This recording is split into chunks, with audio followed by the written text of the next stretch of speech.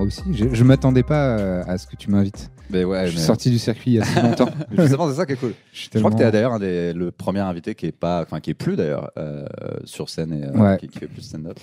Et en gros, on a une histoire commune, on a une sorte d'origin story où c'est pas qu'on a la même, mais on s'est croisés dans nos origin story à un moment. Ah ouais? C'est ça, non, qui s'est passé. C'est qu'en gros, moi, je me souviens avoir plus ou moins commencé avec toi. Bah voilà, c'est ça. Ouais. Moi aussi, je me suis dit, c'est marrant, il m'invite parce que on a commencé à monter sur scène au même moment, je crois. C'est 2011 pour moi. Oui, c'est en gros, 2012. Moi, j'ai 2011 ou 2012. Et d'ailleurs, c'est toi qui m'as, je crois, présenté aux gens qui géraient le Paname à l'époque, parce que tu jouais là-bas. Ouais, j'étais... Voilà. Et donc, à un moment, c'est un peu perdu de vue, parce qu'on était tous occupés. Ouais. Et ce qui est intéressant, c'est que je crois qu'à un moment où on s'est croisés, c'était un peu la loose pour nous deux. Mais je peux pas... Ça se trouve, c'est pas le cas. Si, ouais, grave. Et c'était du coup intéressant de voir que 2-3 années plus tard, on s'en était tous plus ou moins bien sortis, tu vois. Ouais, mais c'est un message d'espoir pour les gens qui se lancent, pour les petits jeunes qui commencent, ou les petits jeunes ou pas jeunes. Hein, tu peux te lancer dans le stand-up à 60 piges si tu as envie. Hein. Oui. Mais au début, moi j'appelle ça sucer des cailloux. Ouais. Au début, tu vas sucer des cailloux, c'est sûr. tu vas te poncer les dents un peu. Ouais. Et il y a des moments où tu vas te dire, bon, en fait, vraiment, ça sert à rien que je continue. Et il faut s'accrocher. C'est dur, hein, mais ouais. Et du coup, quand je t'ai croisé, ça faisait combien de temps que tu faisais ça? 2012? Tu faisais de la scène depuis combien de temps? Mais en fait, moi, ça a été, c'est marrant parce que j'ai été une étoile filante. D'accord, c'était vraiment temporaire. Sans dire que j'étais au firmament. Ça a duré presque 2 ans, hein, non? Ah non. Non? Ah non, ça a duré 8 mois, moi. Ah ouais, d'accord. Ah ouais, non, vraiment. Non, peut-être 1 an. En fait, je suis arrivé, c'est Kevin Razi qui très gentiment, je lui avais parlé sur un tournage de « Ah ouais, j'aimerais bien monter sur scène et tout ». Il m'avait dit « T'inquiète, je connais bien les gens du Paname. Tu me dis quand tu as un 5 minutes qui est écrit et dès que tu as un 5 minutes, je te les présente et ils te feront monter sur scène ». Et donc j'ai fait ça, je suis allé au Labo du Rire. Je sais pas si ça existe encore, le Labo du Rire. C'est pas la première fois qu'il est mentionné dans le podcast. Ouais. C'était vraiment... pas facile comme scène parce que c'était 18h le dimanche. Donc vraiment, les gens, soit ils sont en train de se préparer à déprimer pour la semaine, soit ils sont perdus, soit ils sont bourrés, soit ils sont restés d'un autre spectacle, soit ils cherchaient les toilettes. Et c'est vraiment une grosse expérience parce que tu joues devant 7, 8 personnes. Je crois que la première fois que j'ai joué, parce que tu avais dit aux gars, faites-le jouer, il y avait littéralement 2 personnes. Ouais, c'est ça. Il y a des moments où... Ouais, c'est ça. Et tu peux pas trop faire de crowd work, là. Tu peux pas dire... Il y en a qui sont venus en couple. Ouais, vous êtes en couple. Ouais. Ou alors pas, vous connaissez pas. Enfin, voilà. Et donc, voilà, j'ai fait ça. Ça a plutôt bien marché pour moi. Et les gens me trouvaient marrant. Et en fait, les gens du Paname m'ont dit tu voudrais pas faire un spectacle d'1 heure, mais partagé avec un autre gars. Ouais. Et donc, on a fait ça. On a fait 30-30. Tu sais ce qu'il est devenu? Parce que moi, je sais ce qu'il est pas devenu. du tout. Maintenant, c'est un auteur de romans policiers qui gagne des prix et tout. Psartec pour lui. Alex Dinam. Alex s'appelle Dinam. C'est pas son nom. Il a un autre. Ouais, non, c'était déjà pas son nom. Et on me propose. J'étais en galère. Ils m'ont dit, t'as une demi-heure? Ouais. J'ai fait, ouais, grave, j'ai une demi-heure. Ouais. Pas du tout. Et donc, j'ai gratté comme un ouf. Et en fait, mais mine de rien, il y a rien de tel pour te booster. C'est qu'ils te disent, dans 3 semaines, là, t'as ta première date. D'accord. C'est plus simple d'écrire quand tu sais que tu vas devoir le dire. Bien sûr. Tu vois, en ce moment, j'écris des trucs, mais comme je ne peux pas les dire, au hasard. Je sais pas si c'est bien ou pas, tu vois. Ah oui, j'ai un peu du mal à ça. Et en plus, tu vas écrire des trucs un peu trop poétiques en oubliant que tu vas devoir le dire à des gens. Ouais, c'est pas un blog, en fait. Ouais, c'est ça. C'est pas une soirée slam. T'es pas encore malade. Non. Non. Les gens, ils rigolent. Moi, j'avais le souvenir que ce que tu faisais à l'époque, c'était écrit en collaboration avec Navo, mais peut-être que je me trompe. Pas du tout. Enfin, je suis très pote avec Navo et je le connaissais depuis longtemps, mais Navo, il est venu voir le spectacle, genre l'avant-dernière fois où on l'a joué. Okay. Et il m'avait dit, non, c'est pas mal, il y a des trucs que tu peux travailler et tout. Je dis, mec, on arrête dans 1 semaine. Oui, donc c'était pas une collaboration artistique en mode. Moi, je pensais que c'est genre, putain, il est en mode, il a un spectacle écrit par Navo. Non, j'écrivais absolument tout seul. J'ai eu de l'aide de gens ultra prestigieux, genre Yacine. Et une fois, il m'avait dit, viens chez moi, on regarde ton texte et on retaffe. C'était juste après, j'ai fait un comedy club, un Jamel Comedy Club. Ah, le mardi, le Deb Jam, non, c'est pas ça? Ouais, Deb Jam. Je me souviens, c'était Noman qui était le host. Et ils m'ont fait passer en premier, c'est Tarba, alors que j'avais genre 3 mois d'expérience de stand-up. Et bon, je pense que si vous regardez ce programme, vous connaissez un petit peu le stand-up en France. Et c'est une salle qui est dure, le Comedy Club. Et la Deb Jam, c'est encore plus dur d'après, en tout cas à l'époque. Ils croient qu'ils vont voir Jamel et exactement, c'est ça. Ils se disent, attends, moi je suis venu voir Mesdames et Mesdames, et en fait ils tombent sur moi qui fais des blagues sur Dieu et ils sont là. Moi j'ai fait 1 an dans la troupe et je sentais, au bout d'un moment j'en avais marre de décevoir les gens, quoi. Je vais pas continuer à faire. Je vois vos têtes, je vois les 3 gars qui sont dans mon délire qui rigolent à tout, et puis tout le reste va mourir, tu vois. Mais en plus, j'ai très mal choisi. Yacine, il m'a engueulé comme Yacine. Les blagues, tu veux dire, plus gentil. J'avais mal choisi mon passage. En fait, c'était mon passage préféré parce qu'il était très absurde. Et c'était un truc sur la réincarnation, sur en fait, Dieu, s'il existe, c'est un bâtard. Parce qu'il y a des gens qui fait naître avec des trucs, c'est pas cool. Et voilà. Ça, c'est une bonne idée. Moi, j'aimais bien cette phase et elle me faisait marrer. Et pour moi, c'était mon meilleur matos. Ouais. Et Yacine, il me dit, mais t'as fait quoi comme passage? Donc je lui raconte mon passage. Il me dit, mec, t'as fait ça? Mais c'est pas gentil. Même moi, je suis choqué et je suis pas croyant. Enfin, je suis pas pratiquant. Il m'a dit, mais même moi, je fais du stand-up et tout, et je suis un peu choqué de ce que tu dis. Je dis, mais c'est marrant. Il me dit, ouais, c'est marrant, mais même moi. Donc imagine le public du Jamel Comedy Club. Ça a commencé avec ça, genre c'était ta première vanne? Mais je suis arrivé, j'ai dit bonsoir, je m'appelle Lucien, j'ai environ 30 ans, j'ai rien de particulier. C'était un peu ça mon ouverture. Je disais je suis un mec blanc normal, c'est pas intéressant quoi. Mais bon, je me fais des réflexions rigolotes parfois. Et donc je raconte ça et vraiment, je pense 4e phrase, j'ai dit mais Dieu en fait, s'il existe, c'est un bâtard, non? Voilà, vraiment dur. Et donc, quand je t'ai croisé, en gros, t'avais. Bon, de toute façon, on n'est pas en mode on mentionne nos âges, t'avais 32 ans. Ah non, un truc comme ça, 32, 33. Alors attends, c'était 32, 33, ouais. Qu'est-ce que tu faisais avant? J'ai cru comprendre que c'était pas grand-chose la réponse, mais c'est peut-être. D'artistique. Non, si, je faisais des trucs, mais en fait, moi, j'ai une formation d'acteur. D'accord. Donc vraiment mon but initialement mon rêve c'était de devenir un peu un genre de Marlon Brando. Bon voilà, on en est revenu, c'est pas grave, tant pis. Tu restes acteur. Oui, mais acteur chez WAM c'est vraiment cool. Je suis pas dans un tramway nommé Désir. Non mais voilà, je suis acteur et j'ai perdu beaucoup de temps en ayant peur du rejet, du refus. Donc j'ai toujours pas cherché d'agent, les castings et tout ça, donc vraiment du mal à faire ça. Et donc que du bouche à oreille et que des projets faits soi-même. Tu vois, donc ça m'a forcé à écrire, ça m'a forcé à trouver des gens, à coréal, à faire du montage, à faire tout un tas de trucs qui m'ont servi à fond après. Donc c'est jamais perdu. Mais au moment où j'ai commencé le stand-up, c'est parce que j'avais enchaîné genre 5 ans de Galerie Lafayette où j'avais envie de crever tous les jours. Et d'ailleurs, je le racontais un peu sur scène. Et où j'avais envie, parce que je traînais justement avec Dedo, avec Yacine, avec Navo, avec tu sais, tous ces gens brillants et qui cartonnaient de ouf et qui me faisaient trop marrer. Et avec Boone Aymin, enfin tu vois, ce genre de personnes, c'était vraiment mes potes avec qui je passais souvent des soirées et à chaque fois je rentrais chez moi et j'étais là. Ils sont marrants et puis c'est cool ce qu'ils font dans leur vie. C'est évident que t'allais finir par le faire au bout d'un moment. Ouais, et j'avais trop envie et en plus eux me disaient tous mais vas-y, essaye, vas-y, si ça marche pas, c'est pas grave, tu vois, ils étaient hyper chaleureux, tu vois, hyper encourageants comme voilà, ce genre de gars, ils sont vraiment très cool quoi. Et donc voilà. Et j'ai croisé Kevin Razi qui était adorable. Et qui m'avait dit, bah vas-y mec, faut que tu ailles. Kairon aussi, il m'avait dit, mais vas-y à fond, Bérangère. C'est ouf, t'étais connecté de malade en fait. Mais oui, des gens qui te donnent car, qui sont sur Amazon Prime maintenant. Et tu dis, bon ok, d'accord. Et tous ces gens-là m'avaient dit, bah vas-y, faut y aller. Et voilà. Et donc j'ai lâché les Galeries Lafayette en me disant, bon bah maintenant je vais être dans la merde financièrement, donc je vais être obligé de faire des trucs. Donc c'est souvent le moteur. Avoir un plan B, c'est pas une mauvaise idée d'avoir un plan B, mais ne pas en avoir te met un peu le feu au cul aussi, donc c'est pas mal, tu vois. Bah ouais, en fait, ça te donne un vrai truc quand ton loyer est à 3 mois de retard. Tu dis bon bah il faut vraiment que j'aille sur toutes les scènes. Là, il faut que j'aille prendre des chapeaux parce que sinon ça va être dur. Bon, je dis ça, c'était mon cas aussi. T'avais l'air assez malheureux à l'époque. Tu as l'air beaucoup plus. Ouais. Est-ce que c'est vrai? Peut-être parce que c'était l'hiver et qu'on était nuit. En fait, on s'est vu qu'une seule fois et j'étais déprimé. Non, je sais pas. En fait, j'étais pas hyper épanoui parce que j'attendais d'avoir un truc qui fonctionne bien. Quoi.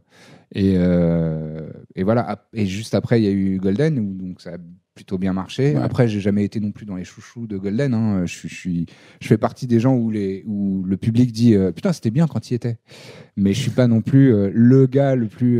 Tu vois, je suis pas McFly et Carlito, je suis pas Flaubert ou tu vois, ou Vincent Tirel, tu vois, où les gens font ou Eleanor. Bon, je vais pas citer tout le monde, mais je suis pas dans les chouchous, mais je suis dans la bonne team. Tu vois, je suis dans les. C'est comme être dans un roster du SNL, tu vois, où je suis pas Will Ferrell, mais je suis Robert Downey Jr. Hein. Tu vois, je suis un des gars de la team de l'époque où il y avait Will Ferrell et où les gens disent putain, le SNL de cette époque-là, c'était chambé. Bon, t'es pas Will Ferrell, mais t'es chambé quand même. Donc, oui, c'est cool. Comme l'équipe de France de 98. Il y avait... Ouais, c'est ça. Moi, je suis un peu Emmanuel Petit, tu vois. J'ai marqué un but de ouf, mais je suis pas Zidane non plus. Est-ce que, du coup, le souvenir que tu en gardes, parce qu'en gros, tu m'as dit ça a duré 6 mois, c'est ça, le stand-up ? Non, peut-être un peu plus, peut-être un an et demi, je sais plus. Enfin. Est-ce que tu en gardes un bon souvenir ? Est-ce que c'était quelque chose qui t'a saoulé globalement ? Non, de ouf. Ça me manque, en vérité, et j'arrête pas de dire. Et toujours les mêmes gars que je vois toujours me disent et donc pourquoi tu remontes pas ? Et Dedo, à chaque fois que je le vois, il me dit et donc tu remontes quand ? À chaque fois, il me met un petit coup de semonce. Est-ce que c'est juste que t'avais plus le temps avec Golden Moustache ou t'as arrêté pour ça ? Ouais. Au départ, ouais. C'est parce que j'ai voulu. En fait, je me suis dit, ok, Golden Moustache, je suis rentré grâce à Navo. Là, c'est grâce à Navo. C'est lui qui était directeur d'écriture au début de la 2e saison. Ouais. Et il est arrivé en disant, j'ai 2 gars que j'aimerais bien faire rentrer dans le groupe. C'était Greg Romano et moi.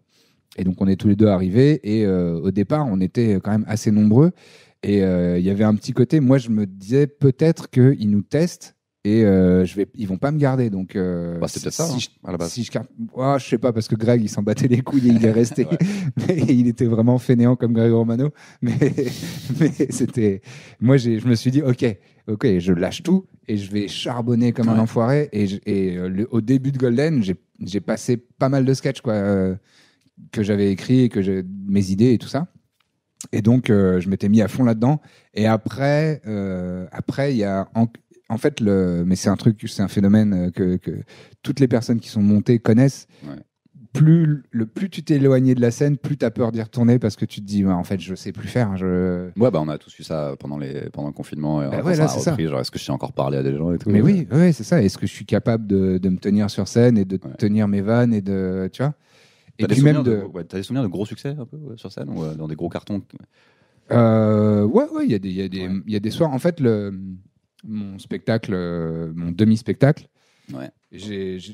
ça se passait bien et ça s'améliorait de semaine en semaine et c'était cool. Et il y avait des soirs où ça marchait vraiment bien, donc c'était super. Mais après, ça restait une petite jauge, quoi. C'était le Paname. Mais évidemment, il aurait fallu que je continue et que je m'accroche et que je taffe beaucoup plus pour avoir des vrais succès. Après, on avait fait des soirées spéciales avec Golden aussi, où on faisait un peu de stand-up dedans et où j'ai pas mal cartonné, mais c'est aussi parce que en fait c'est plus facile quand les gens ils te connaissent déjà, ils t'aiment déjà bien en fait. Il y a un a priori ultra positif. Ils disent ah putain j'aime bien ce mec-là, je l'ai vu dans tel sketch qui était chambé. Et ben ils sont avec toi. Donc voilà, mais ce serait beaucoup plus simple maintenant pour toi, par exemple, de remplir une salle, tu vois. Peut-être. Franchement, j'ai du mal. Tu regardes les millions sous tes vidéos ou pas ou non c'est pas forcément des gens. Mes vidéos, c'est Golden, hein. Celle où il y a des millions. Il y en a où c'est en mode Robert Hossein, non ? C'est en mode écrire. Il y en a où c'est en mode Robert Hossein, non ? Genre écrire, les jouer par. Les Samet, tu vois. Ah oui, bien sûr. Sauf que. Ça n'a pas la même valeur quand c'est publié sur la chaîne de Golden qui avait déjà des millions et des millions d'abonnés. Naturellement, les gens vont regarder et trouver ça bien ou pas bien. Donc, il y a eu des gros succès.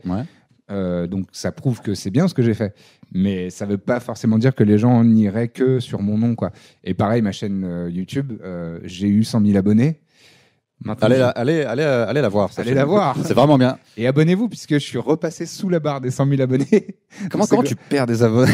Je sais pas. Les gens, ils se disent... parce que je suis allé voir il y a quelques mois et ça faisait quand même un certain temps que ça fait plus d'1 an que j'ai rien posté, mais parce que aussi... en fait, c'est con, mais moi, j'en ai marre de faire travailler mes potes gratuitement. Et j'ai pas de production et j'ai pas vraiment, je suis pas assez gros pour intéresser les marques qui veulent financer des vidéos, etc. Enfin, des vidéos de fiction, d'humour.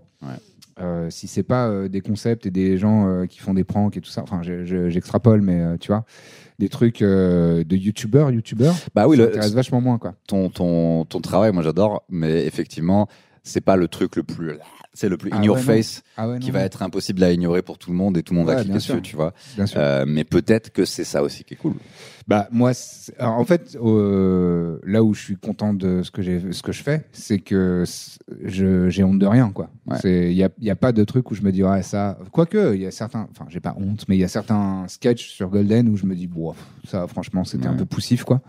Mais sur ma chaîne à moi, en tout cas, je suis content de tout et c'est que des trucs où quand je les revois, ça me fait toujours marrer, quoi. Parce que moi, quand je vois tes vidéos, je me dis voilà, quelqu'un qui s'il faisait un film, j'irais le voir, tu vois. Ah, ça me fait plaisir. Et après, je me dis effectivement, c'est peut-être un cauchemar de monter un film, il a peut-être pas envie.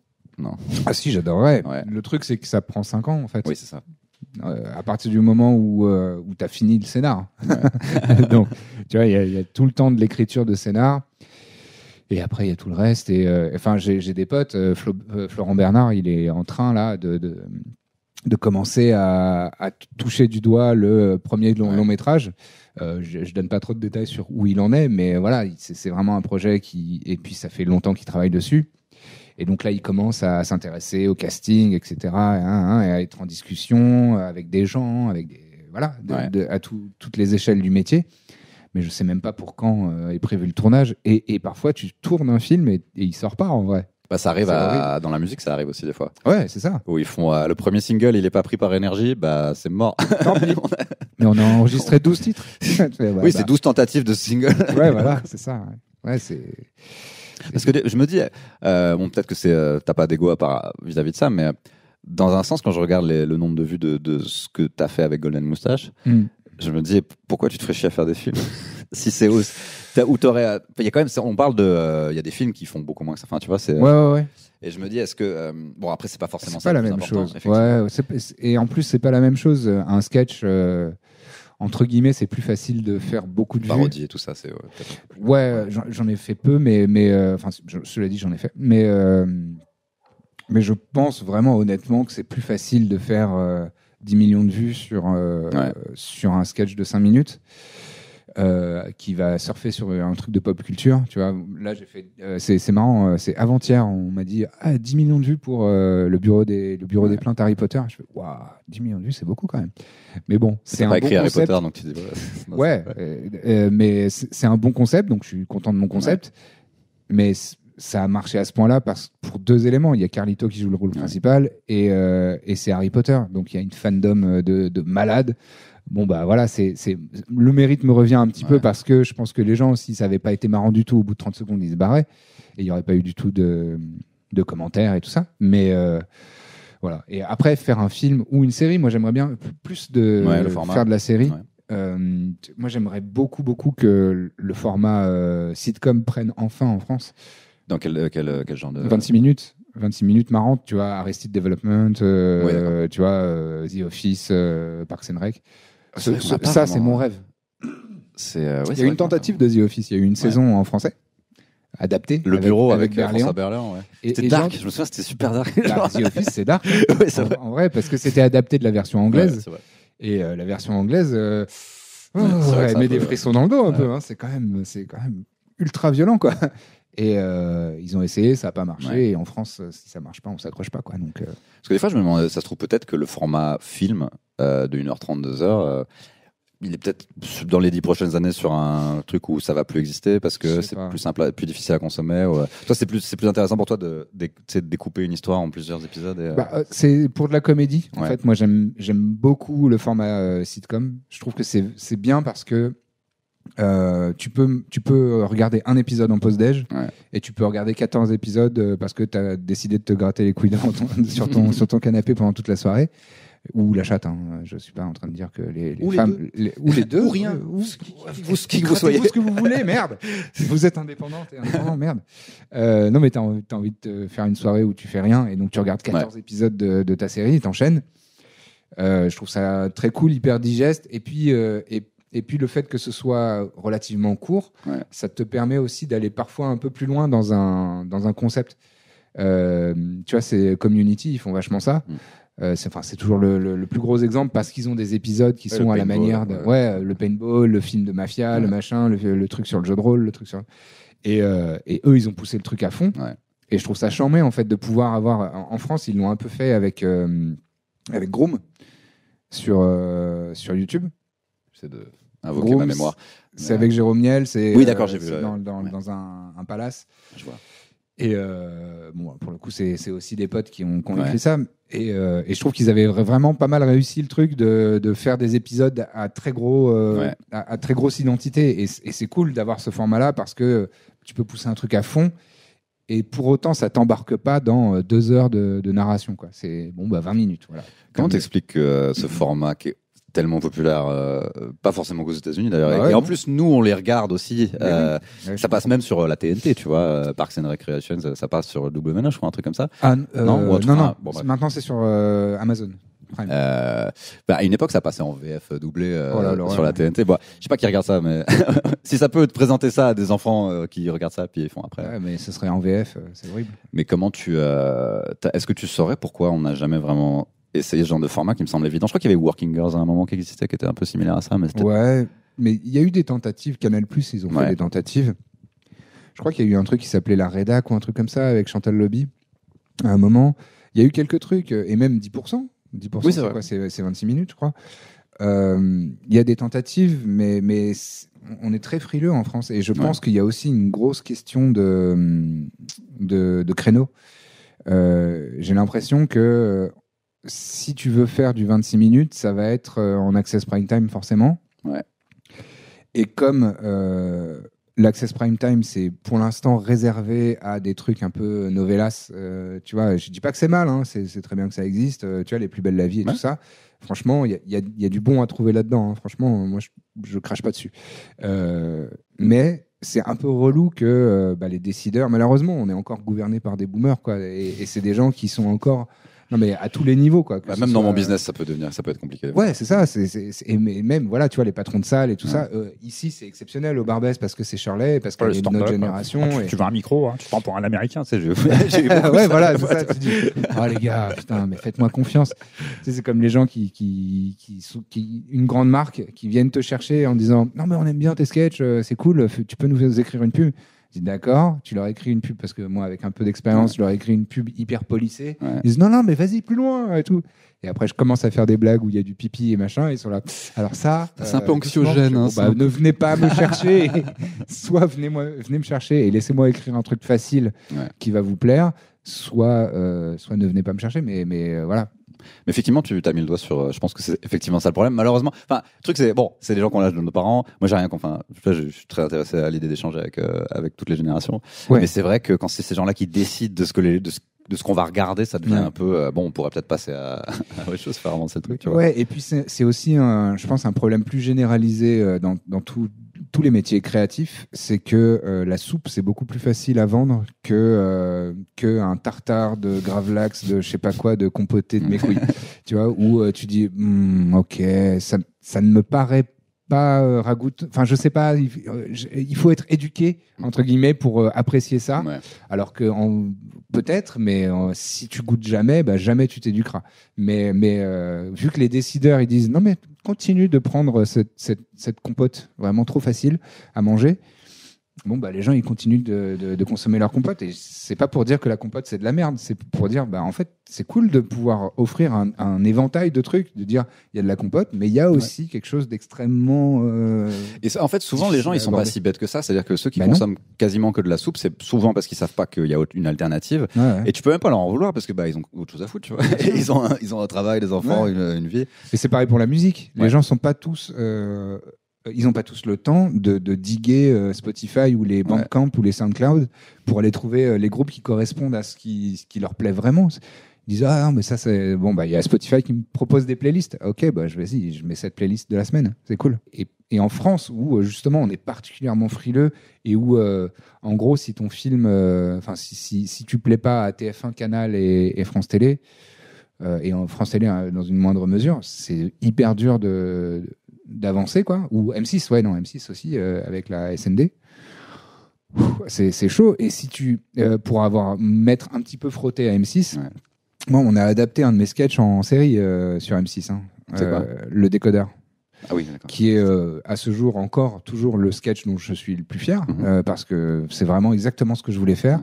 Et du coup, j'ai vraiment goûté à me confronter à W9, quoi, qui dit alors non, en fait pour le personnage principal, on voudrait que ce soit l'adolescent parce que en fait, il venait d'arrêter Soda avec Kev Adams, donc il fallait trouver un truc qui remplace ça, et donc il cherchait des trucs qui ressemblaient. Parce que sinon les actionnaires vont être vénères. C'est ça. Et il y a des gens qui ont fait grave leurs preuves. Enfin, tu vois, j'ai été en contact avec le mec qui avait mis le doigt sur Kaamelott et qui avait dit on va miser sur ça. Donc tu vois, c'est pas un mec qui a rien à foutre là, mais pour autant, c'est quand même un mec qui a des idées hyper arrêtées et qui dit non mais fais-moi confiance. Ton personnage principal, ce sera l'adolescent et pas la mère. Alors que moi, je voulais que ce soit la mère, le personnage principal. Et pour la mère, tu vois, moi, je voulais OGG ou quelqu'un dans le même genre, tu vois, dans le même type d'actrice quoi, que OGG. Et ils m'ont mis Vanessa Demouy, qui est une super actrice et qui est adorable. Et franchement, j'ai rien de mal à dire sur Vanessa Demouy. C'est juste que c'est pas le personnage. Elle est beaucoup entre guillemets trop belle pour être ce personnage, et c'était pas du tout le personnage que j'avais écrit. Et ils m'ont dit non mais tu verras, elle a vieilli quand même. Je dis arrêtez, déjà connard, déjà, c'est pas cool et de deux peut-être qu'elle a... mais non, elle est pas si bonne que ça. Ouais, c'est ça, c'est au moment du truc, elle avait 44 ans je crois, ou 45, et ils m'ont dit franchement elle a pris un coup de vieux. Et je dis déjà vous êtes des bâtards de dire ça, et de deux, quand elle est arrivée sur le plateau, parce que j'avais regardé des photos récentes, je lui ai dit mais non, mais elle est toujours ultra belle. Je la vois sur des affiches de théâtre tout le temps en fait, dans le métro et tout. Et Vanessa Demouy, pardon, mais c'est une meuf canon en fait, et ce sera toute sa vie une meuf canon, même quand elle aura 70 ans. Elle aura des rides, mais elle sera canon quand même en fait, parce que c'est une belle femme, c'est une très belle femme, et ça correspond pas du tout au personnage. Et tu vois, et c'est ce genre de truc, et aussi le format. Moi, je voulais que ce soit 5 minutes parce que t'as vu mes sketchs et les trucs que je fais pas des trucs hyper punch. Moi, j'ai besoin d'installer des scénarios, des situations en fait. Et c'est ça qui va rendre le truc un peu marrant. Et ils m'ont dit non, ce sera 1 minute avec les génériques inclus. Donc générique de début et générique de fin. Non, scène de ménage un peu. C'est un peu complètement. Ça, et bon voilà, et en fait tu te casses les dents sur ces trucs là, et voilà. Et le problème c'est que c'est ces gens là qui sont puissants, c'est ces gens là qui ont l'argent, c'est ces gens là qui ont accès aux annonceurs, etc. Et donc il faut trouver un moyen de leur plaire, et en fait il y a de temps en temps des gens qui passent la brèche et qui arrivent à trouver une bonne formule, tu vois. On parle toujours de bref, mais voilà, bonne formule. Et après tu vois, l'école Kian et Navo ont réussi à faire des petits, et ils ont fait bloquer, ils ont fait Serge, ils ont fait plein de trucs, et il y a des gens qui sont engouffrés dans la même brèche parce que Kian avait mis le pas dans la porte. Après il a ouvert au pied de biche, et il a dit non mais venez les gars, non mais vous faites-moi confiance, venez les gars, et il a fait rentrer des gars et des meufs qui sont super forts et qui font aujourd'hui des trucs super, mais putain c'est rare quoi. Ouais, et puis cette histoire-là, moi, je me souviens quand Albert Dupontel il a sorti Bernie, il se plaignait déjà de ça en 95, tu vois. Et ça n'a pas changé. Et il disait même mot pour mot, c'est-à-dire les mêmes chaînes de télé qui existaient déjà à l'époque. Ouais, bien sûr. Est-ce que tu penses pas que maintenant, avec j'ai l'impression qu'Internet a un peu créé un, ça a fait un trou dans la bulle télé qui fait qu'au bout d'un moment, ça va plus être nécessaire d'avoir autant de gens à qui parler avant de prendre une décision, des ayants droit, des actionnaires, des machins. Ouais. Malheureusement, il y en a toujours. Enfin, par exemple sur YouTube ou sur Internet. Alors YouTube, il y a soit tu t'affranchis des moyens, des médias classiques, et tu dois dealer avec YouTube en soi-même, sachant que algorithme, placement de produits, enfin pas placement de produits, mais comment tu finances, et les coupures pub automatiques, etc., tous ces trucs-là, et trouver des moyens que ta chaîne, elle continue de grandir et que tes vidéos, elles engrangent des vues sans pour autant te dénaturer. Enfin, ça reste aussi une gymnastique. Oui, puis en plus, ils ont un peu fermé le truc où maintenant tu peux te faire démonétiser parce que tu as dit un gros mot. La démonétisation automatique. J'ai vu des vidéos d'histoire où ils peuvent même pas dire que c'était Hitler. Ouais, c'est quand même incroyable. Non, mais oui, c'est ça. Et Nota Bene, par exemple, Ben, il galère à chaque fois qu'il y a genre un tank sur une miniature. Ouais, c'est ça. Les Allemands dans les années 40. La Wehrmacht. Ouais. Et il y a des trucs, et il y a des absurdités. Julien Méniel, il a fait une vidéo sur le clitoris, et en fait, sa chaîne DTC, vous connaissez peut-être, c'est de la vulgarisation sur la santé et sur le corps humain. Et ben, il a fait une vidéo, c'est fou, parce que vraiment, en plus, le sexisme est incroyable. Il a fait une vidéo sur le pénis, aucun problème. Ouais. Une semaine plus tard, clitoris, démonétisé, mais direct, en 3 secondes. Et démonétisation, elles sont souvent automatiques. Et quand tu peux demander à ce que ce soit vérifié et validé manuellement. Et ça a été dévalidé quand même manuellement, parce que voilà, les annonceurs, parce que c'est encore les publicitaires, ils disent ouais non mais alors moi pour ma pub de bagnole, je veux pas que ce soit sur une vidéo du clitoris, tu vois. Puis en fait c'est naturel, c'est-à-dire que moi j'ai commencé à voir ça quand j'ai commencé à voir que les générations après moi elles regardaient plus trop la télé, que c'était de plus en plus YouTube. Je fais bon, puisque c'est la nouvelle télé, il va y avoir des pubs partout, parce que tu vois les annonceurs ils vont là où on les regarde, donc forcément ça allait toujours être temporaire, le côté un peu on fait ce qu'on veut. Tu peux, mais le problème c'est que en fait, je crois que c'est une réalité assez générale de ces métiers-là. Ouais. C'est que si tu veux être hyper libre, tu peux pas. Soit tu vas pas en vivre bien, et donc tu seras libre mais pauvre. Soit tu veux garder un entre-deux. Soit tu vends ton âme et tu fais ce qu'il faut faire pour être très riche, et tant mieux pour toi. Soit tu fais un entre-deux, et il y a des moments où tu vas faire des trucs un peu putassiers entre guillemets, et où tu vas un peu faire de la facilité et vendre un peu ton âme, et ne pas aller au bout de ce que tu as vraiment envie de faire.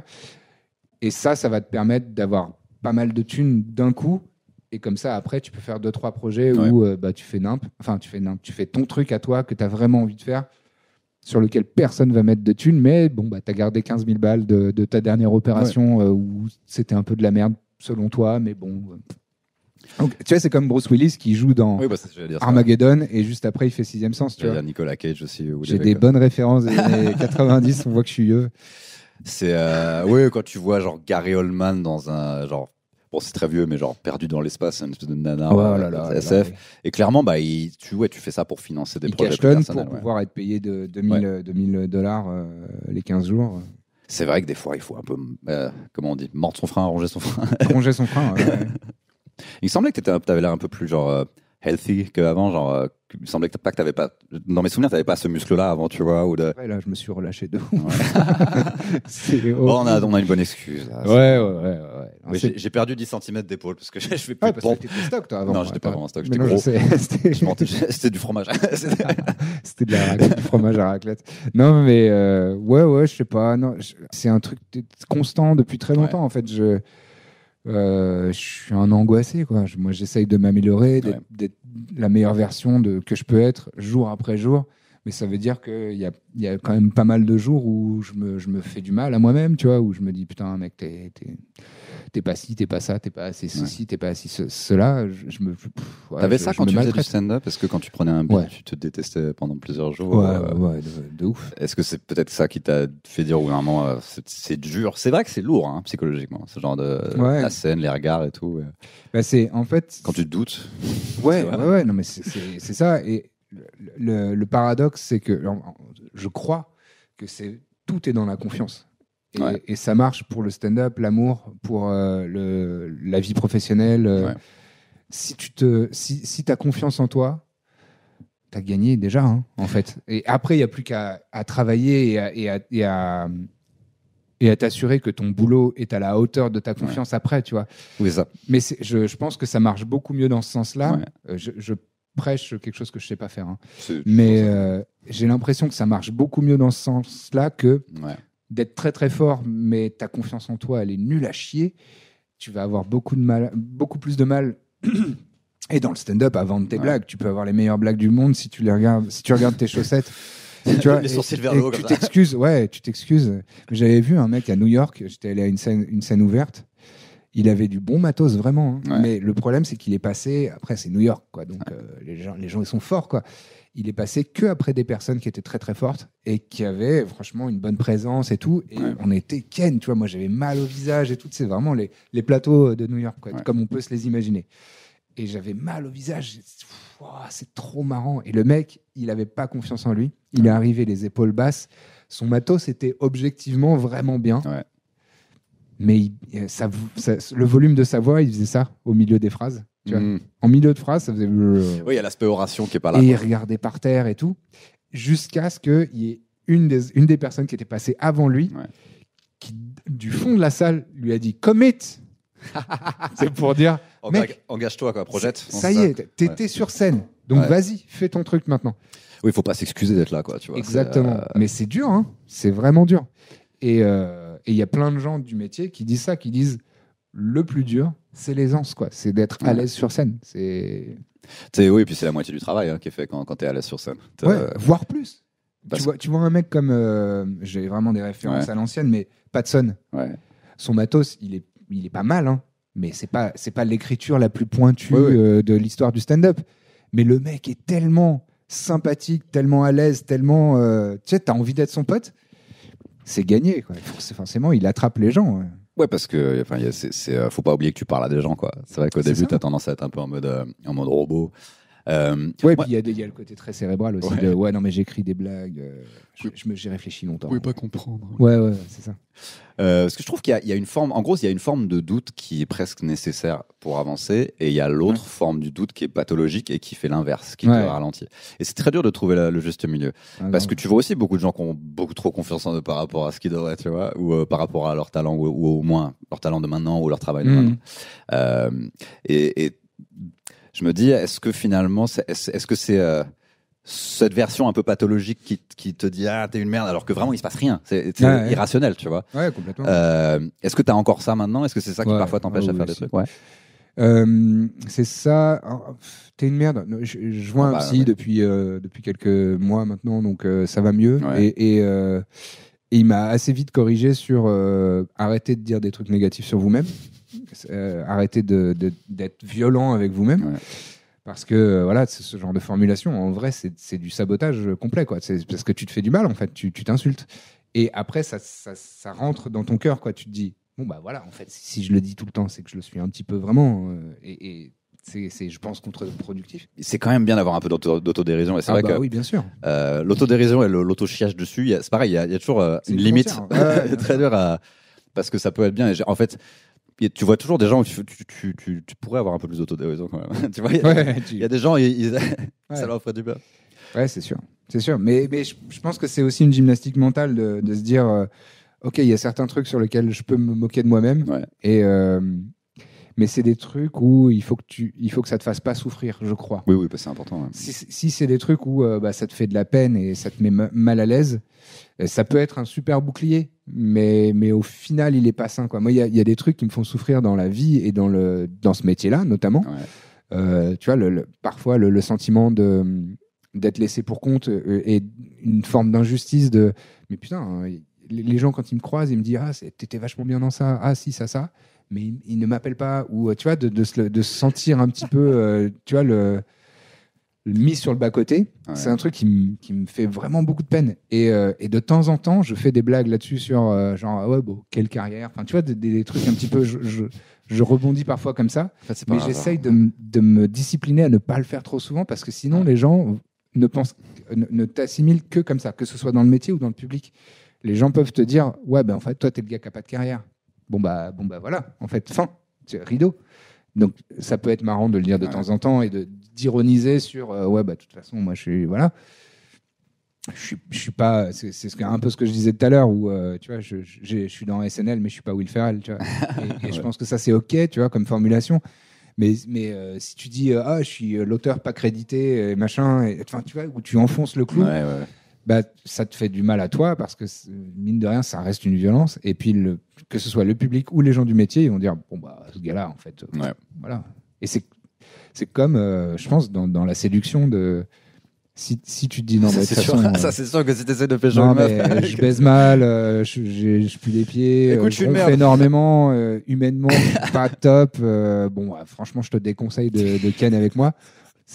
T'as très peu de chances que la personne en face te dise j'ai envie d'y aller. Le fait est qu'il y a toujours un truc qui m'énerve dans le côté un peu douche des gens qui ont trop confiance en eux, donc j'essaierai toujours d'avoir un côté je suis pas si cool que ça. Mec, je vois 100%. Je vois 100% parce que j'ai vu trop ça. Je sais très bien, tu détestes les gens qui se la racontent. Même maintenant, parce qu'en plus, ils traitent mal les gens, ils sont pas sympas avec eux. Et en fait, tu peux avoir confiance en toi sans être un connard. C'est 100%. Je crois que je suis sûr. J'essaye de m'auto-convaincre de ça. J'ai pas la solution et je suis pas là, genre, c'est bon, je suis revenu du voyage, viens avec moi, je vais t'accompagner. Mais je pense vraiment, au moins, j'ai identifié les trucs. Et je sais que c'est des trucs dont je parle avec mon psy, où je dis souvent, ouais, non, mais je suis qui pour ceci, cela. Il me dit, mais vous êtes quelqu'un, en fait. Vous êtes quelqu'un. Et vous avez le droit d'avoir des opinions, et vous avez le droit de temps en temps dire, non, mais je pense que j'ai raison. Et d'imposer certains trucs sans être le dernier des enculés, tu vois. C'est possible. Et si tu fais ce métier-là et que depuis X années quand même, c'est qu'il y a du talent, tu vois, il y a des raisons, il y a des vraies bonnes raisons. Et si tu bosses avec Shirley, elle en a vu des humoristes passer, tu vois. Si elle te suit depuis ce temps-là, c'est quand même qu'elle a un œil et une oreille et elle dit bon bah voilà, ce mec-là il vaut quelque chose, donc c'est un peu la dichotomie de si tu me dis ouais t'es trop fort, je fais je suis un peu une merde, et si tu me dis t'es une merde, je peux t'expliquer par A plus B pourquoi je te baise, donc c'est aussi c'est ça. Mais c'est la peur de te la raconter et franchement tu peux avoir confiance sans te la raconter, mais il y a un monde entre les deux. C'est peut-être à cause de... j'avais peut-être moins cette peur-là avant de faire du stand-up. Et c'est vrai que dans le stand-up, tu te retrouves beaucoup dans des loges qui sont pas très grandes, avec beaucoup de gens, beaucoup d'ego. Et il y a vraiment... En fait, j'étais vraiment parfois un peu déçu humainement par la quantité de gens où j'étais genre, vous pourriez redescendre d'un étage un peu quand même. Parce qu'en plus, ça affecte aussi comment tu parles aux gens et tout. Ouais, bien sûr. Et du coup, effectivement, t'as pas envie de devenir ça, mais c'est compliqué de pas aller dans le truc inverse, quoi, où t'es genre trop humble et...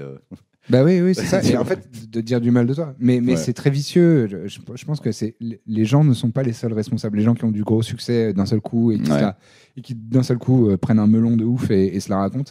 C'est pas que de leur faute en fait. C'est aussi on leur dit l'entourage. Tu te souviens du Baby Rock? C'est le Baby Rock en 2007. C'est le Bébé Brune, Nast, tout ça. Ouais. En gros, je me souviens, Nagui les avait tous eu dans son émission de musique, Taratata, et maintenant il dit encore, c'était les plus gros connards, tous ces groupes-là.